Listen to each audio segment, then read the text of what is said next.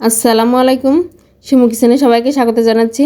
আজ আমি আপনাদের জন্য নিয়ে এসেছি পাউরুটি দিয়ে তৈরি করা যায় এমন একটি সহজ ডেজার্ট রেসিপি, যেটা আপনারা এবারে ঈদে একবার হলেও বাসায় তৈরি করে দেখতে পারেন। আর এটা তৈরি করা যেমন সহজ, খেতে কিন্তু অসম্ভব মজার হয়। আর এটা এতটাই তুলতুলে টেস্টি হয় যে মুখে দিলেই মিলিয়ে যায়। আমি আপনাদের তুলে দেখাচ্ছি যেটা দেখতে ঠিক কতটা লোভনীয় হয়। আপনারা বাসায় একবার তৈরি না করলে কিন্তু বুঝতে পারবেন না যেটা ঠিক খেতে কতটা টেস্টি এবং লোভনীয় হয়। আশা করছি আমার আজকের ডেজার্ট তৈরির রেসিপিটি সবার ভালো লাগবে। আর ভালো লাগলে প্লিজ আমার চ্যানেলটি সাবস্ক্রাইব করবেন আর বেশি বেশি লাইক শেয়ার দিয়ে পাশে থাকবেন। তো চলুন আমরা ডেজার্টটি তৈরি করে নিই। এর জন্য এখানে আমি 700 ml লিকুইড গরুর দুধ নিয়ে নিয়েছি। এবারে দুধটাকে ভালোভাবে জাল করে নেব।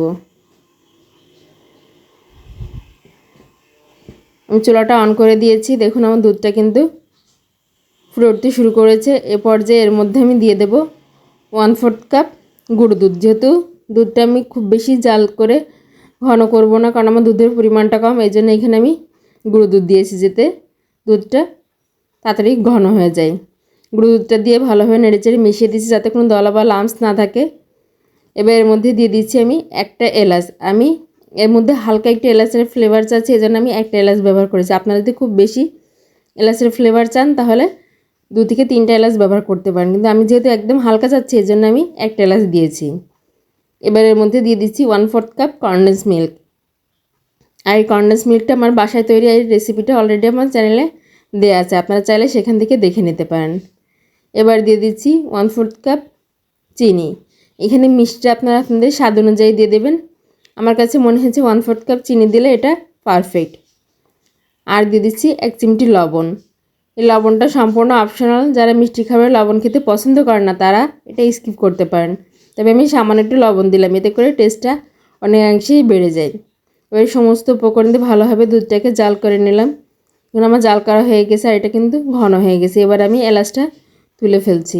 এবার এটাকে একটা সাইডে রেখে দেবো একটু ঠান্ডা হওয়ার জন্য। এরই মাঝে আমি পাউরুটিগুলো কেটে নেব। এখানে আমি মাঝারি আকৃতির পাউরুটিগুলো নিয়ে নিয়েছি। এবার এই পাউরুটির সাইডগুলো আমি ভালোভাবে কেটে নেব। এই পাউরুটির সাইডগুলো কিন্তু আমি ফেলে দেবো না, এইগুলো দিয়ে আমি ব্রেড ক্রাম্পস তৈরি করে নেবো। আর ব্রেড ক্রাম্পস কীভাবে তৈরি করে তার একটি ভিডিও কিন্তু অলরেডি আমার চ্যানেলে দেওয়া আছে, আপনারা চাইলে সেখান থেকে দেখে নিতে পারেন। আমি পাউরুটির সাইডগুলো খুব ভালোভাবে কেটে নিয়েছি। এইভাবে আমি সবগুলো পাউরুটির সাইড কেটে নিয়েছি। এবারে পাউরুটিগুলো আমি মাঝখান থেকে ছুরির সাহায্যে কেটে নেব। আপনারা আপনাদের পছন্দ অনুযায়ী শেপ করে কেটে নিতে পারেন। দেখুন আমার পাউরুটিগুলো কাটা হয়ে গেছে। এবার এগুলো আমি একটা সার্ভিং ডিশে সাজিয়ে নেব। আমি একটা একটা করে পাউরুটির মধ্যে দিয়ে দিচ্ছি। দেখুন আমি এই কাজটা ঠিক কীভাবে করছি। এখানে যতগুলো পাউরুটি ধরে আমি ঠিক সেভাবে দিয়ে দেব। আমি এটা লেয়ার আকারে সাজাবো। আমার একটা লেয়ার কমপ্লিট হয়ে গেছে।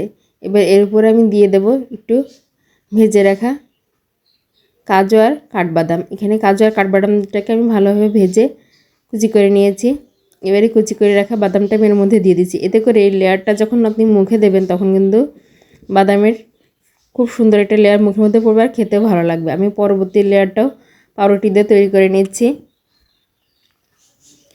আমার দ্বিতীয় লেয়ারটাও তৈরি হয়ে গেছে। এরপরে আবারও বাদাম কুচিগুলো দিয়ে দিচ্ছি। এবার আমি তৃতীয় লেয়ার দিচ্ছি। আপনারা চাইলে 2টা লেয়ার দিয়ে ওটা তৈরি করতে পারেন।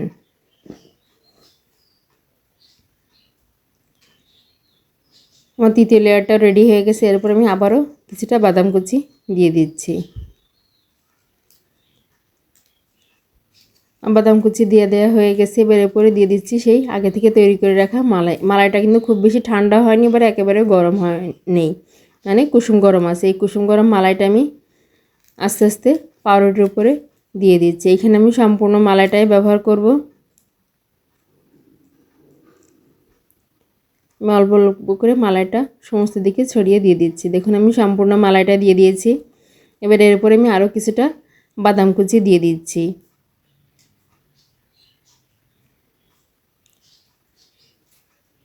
আমার ডেজার্টটা রেডি হয়ে গেছে। এবার এর উপরে চামচ দিয়ে হালকা একটু চেপে দেবো যাতে করে বাদামটা এর উপরে ভালোভাবে সেট হয়ে যায়। এবার এটাকে আমি নর্মাল ফ্রিজে রেখে দেবো 3 থেকে 4 ঘন্টার জন্য। ফিরে আসছি 3 থেকে 4 ঘন্টা পর। এটা আপনারা ঈদের আগের দিন রাত্রেও তৈরি করে নর্মাল ফ্রিজে রেখে ঈদের দিন সকালে পরিবেশন করতে পারেন। ফিরে আসলাম 3 থেকে 4 ঘন্টা পর। দেখুন এটা কিন্তু সম্পূর্ণ সেট হয়ে গেছে। এটা আমি আপনাদের কেটে পরিবেশন করে দেখাচ্ছি। ঠান্ডা ঠান্ডা এই ডেজার্ট রেসিপিটি যদি আপনারা বাসায় একবার তৈরি করেন তাহলে বুঝতে পারেন এটা খেতে ঠিক কতটা সফট এবং মজাদার হয়। আর এটা এতটাই সফট হয় যে মুখে দিলেই কিন্তু মিলিয়ে যায়। আর এটা তৈরি করা যে কতটা সহজ আপনারা তো দেখেই বুঝতে পারছেন। আশা করছি এই রেসিপিটা আপনাদের ভালো লাগবে। আর বাসায় একবার অবশ্যই তৈরি করবেন। আর তৈরি করে কেমন হয়েছে আমাকে কমেন্ট বক্সে অবশ্যই কমেন্ট করে জানাবেন। আর এই ভিডিওটা যদি আপনাদের সবার ভালো লাগে তাহলে প্লিজ আমার চ্যানেলটি সাবস্ক্রাইব করবেন আর বেশি বেশি লাইক শেয়ার দিয়ে পাশে থাকবেন।